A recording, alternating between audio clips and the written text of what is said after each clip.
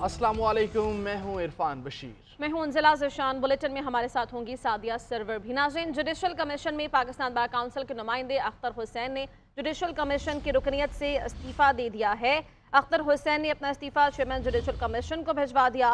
अख्तर हुसैन को जजेस के तबादलों और सीनियोरिटी के मामले पर शदीद तहफ़्फ़ुज़ात थे। जी हाँ, इस पर बात करेंगे अपनी नुमाइंदा सबीन शहबाज से। सबीन, बताइए क्यों इस्तीफ़ा दिया गया? देखिए, member bar council Akhtar Hussain जो कि जुडिशल कमीशन के एक मेंबर थे, उन्होंने जो है वो अपनी जुडिशल कमीशन की रुकनीत से इस्तीफा दिया है। उनकी जानिब से इस्तीफा chairman judicial commission chief justice को भिजवा दिया गया है। उनकी जानिब से इस्तीफे की जो कॉपी है वो भी सामने आई है और उसके मुताबिक जो है वो पाकिस्तान बार काउंसिल ने आईन पाकिस्तान 1973 के आर्टिकल 175(2)(6) के तहत जो है 3 मरतबा जुडिशल कमीशन ऑफ पाकिस्तान का रुकन जो है वो नामजद किया था और मैं अपनी जिम्मेदारियां बेहतरीन सलाहियतों के मुताबिक अंजाम देता रहा हूँ। अख्तर हुसैन की जानिब से इस्तीफे में ये लिखा गया है कि हालिया अदालती तकरीरों से मुतालिक तनाज़ात की बिना पर मजीद काम जारी नहीं रख सकता और मैं जुडिशल कमीशन ऑफ पाकिस्तान की जो रुकनीत है उससे इस्तीफा देता हूँ।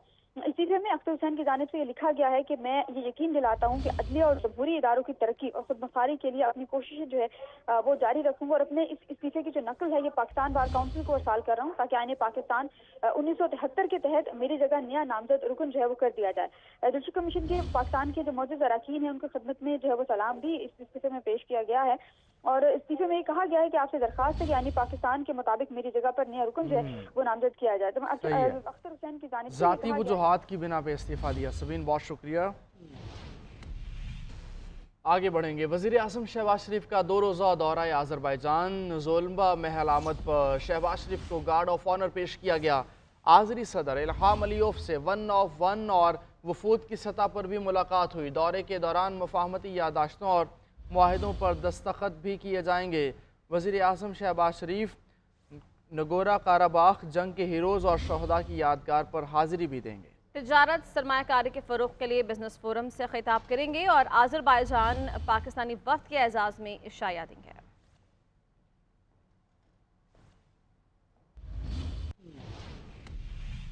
नाज़रीन, IMF का टेक्निकल वफ़द क्लाइमेट फाइनेंसिंग पर मुज़ाकरात के लिए पाकिस्तान पहुंच चुका है। वफाकी और सूबाई हुकाम के साथ मुज़ाकरात शेड्यूल हो चुके हैं और ग्रीन बजट, माहौलियात और ट्रैकिंग पर मुज़ाकरात किए जाएंगे। आइंदा माली साल के लिए बजट में कार्बन लेवी आयद करने की तजवीज़। इलेक्ट्रिकल व्हीकल और सब्सिडी पर बातचीत होगी। IMF वफ़द आइंदा बजट में ग्रीन बजटिंग को वसी करने के लिए तजावीज़ देगा। मुज़ाकराती अमल 28 फरवरी तक जारी रहेगा। वफाकी वज़ीर ख़जाना सेनेटर मोहम्मद औरंगज़ेब कहते हैं IMF का एक मिशन आज पहुंच चुका है। चश्माई नज़रसानी करने वाला वफ़द मार्च के पहले हफ्ते पाकिस्तान आएगा। हर शोबे को पाकिस्तान की बरामदात में हिस्सा डालना होगा, चाहे वो 1% क्यों ना हो। मसनूई ज़हानत और डिजिटलाइजेशन पर पूरी तवज्जो है। सिंगल सेक्टर बेशक 1% करें, 2% करें, 3%, they have to start exporting from Pakistan and people who are not paying their sales tax and income tax in a very big way, इसके थ्रू हम इंशाल्लाह इसको आगे लेके जाएंगे ताकि people who are overburdened उनका हम थोड़ा सा जो है उनको रिलीफ दे सकें। जो एक्टिविटी प्राइवेट सेक्टर में हो सकती है उसको प्राइवेट सेक्टर में होना चाहिए, where people are looking at AI and digital assets more broadly than how we are looking at here, इसको हमें ओपन माइंड के साथ देखना चाहिए। जी, IMF का एक मिशन तो जी आज पहुंच चुका है। In the first week of March expected है कि जो फॉर्मल 6 मंथली रिव्यू है वो यहाँ वो तशरीफ लाएंगे।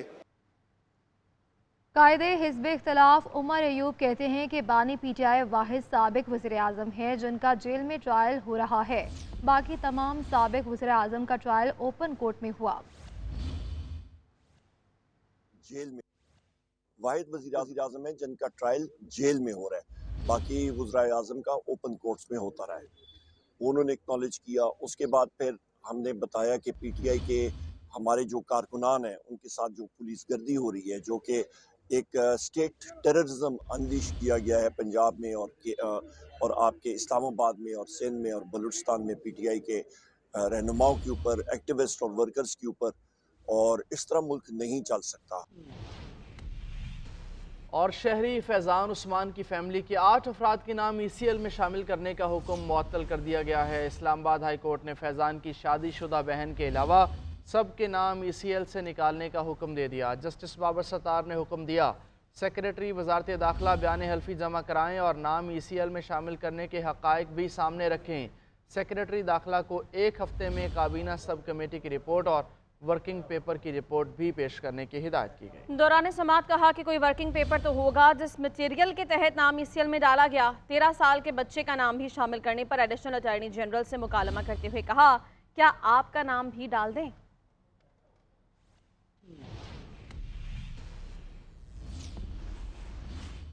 नाज़रीन, इस्लामाबाद हाईकोर्ट ने शहरी फैज़ान उस्मान की फैमिली के अफराद के नाम ECL से निकालने का हुक्म दिया है। अदालत ने सेक्रेटरी वज़ारत दाखिला से बयान हल्फी और ECL में तमाम नाम शामिल करने के फैक्ट तलब कर दिया। जस्टिस बाबर सत्तार ने रिमार्क्स दिए कि 13 साल के बच्चे का नाम ECL में डालने के असरात मुरतब होंगे।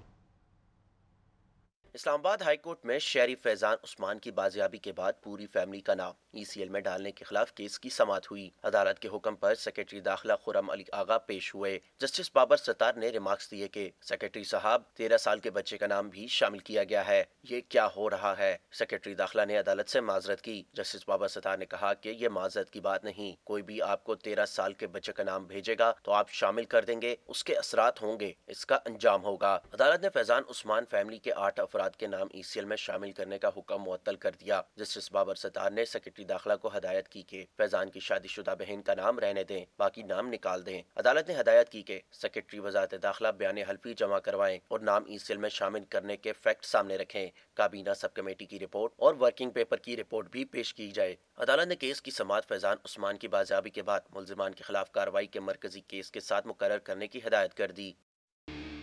पाकिस्तान चैंपियंस ट्रॉफी के अगले मरहले में जाएगा या नहीं, फैसला आज होगा। न्यूजीलैंड और बांग्लादेश की टीम्स आज रावलपिंडी के स्टेडियम में मद्दे मुकाबले आएंगी। पिंडी स्टेडियम में मैच दोपहर 2 बजे शुरू होगा। फतह की सूरत में कीवीज सेमीफाइनल में पहुंच जाएंगे। चैंपियंस के चैंपियन की जंग रावलपिंडी में भी मैदान सज गया। आज न्यूजीलैंड और बांग्लादेश में टाकरा होगा। कीवी टीम लगातार दूसरी जीत के साथ सेमीफाइनल का टिकट पक्का करने के लिए पुरज़्म है। बंगाल टाइगर्स को मेगा इवेंट में रहने के लिए न्यूजीलैंड के खिलाफ 2017 वाली परफॉर्मेंस दोहराना होगी। कीवी कप्तान मिचेल सेंटनर कहते हैं कि बांग्लादेशी टीम को आसान नहीं लेंगे। इब्तदाई फतह से खिलाड़ियों को एतमाद मिला। फ्लैट विकेट पर हाई स्कोरिंग मैच हो सकता है। Bangladeshi head coach Phil Simmons बोले कि न्यूजीलैंड के खिलाफ मैच के लिए तैयार हैं। नेट रन रेट अहम होता है, लेकिन मैच जीतना पहला हदफ है। 45 बाहमी मुकाबलों में न्यूजीलैंड 33 और 11 बांग्लादेश ने जीते और एक मैच बेनतीजा रहा। 2 मतवातर शिकस्तों के बाद कौमी टीम एक बार फिर अगर मगर के जाल में फंस गई। चैंपियंस ट्रॉफी में किस टीम की हार और किस टीम की जीत ग्रीन शर्ट्स को सेमीफाइनल तक ले जा सकती है, जानते हैं इस रिपोर्ट में। ग्रीन शर्ट्स का चैंपियन ट्रॉफी में सफर अगर मगर का शिकार। पैर दर पैर नाकामियों के बाद सेमीफाइनल में जाना मुश्किल जरूर हो गया, ताहम अब उम्मीद अब भी कायम। कौमी टीम की बदतरीन कारकर्दगी पर पाकिस्तानी शायकीन ने क्रिकेट दिल बर्दाश्ता गमो गुस्से का इजहार करते हुए कहा कि टीम में तब्दीलियां नागुज़ीर हैं, खिलाड़ियों की कारकर्दगी का जायजा लेना चाहिए। टीम की मेंटालिटी नहीं है, ये इंडिया के अगेंस्ट मैच इनका वन साइडेड मैच होता है। जैसी सूरत पाकिस्तान टीम की है, जिस तरह की उन्होंने सिलेक्शन की हुई है टीम की, तो सबको लग रहा था कि ये होना है। सिंपल सी बात है कि एक टीम है, उसमें एक होके खेलोगे तो जीतोगे। तो हमारी टीम की ये कंडीशन है कि एक टीम में 4-4 ग्रुप हैं। इनका पता नहीं ना, इनकी कोई प्लानिंग नहीं नज़र आती है। अगर न्यूजीलैंड के खिलाफ इन्होंने खेला, कोई प्लानिंग नहीं थी।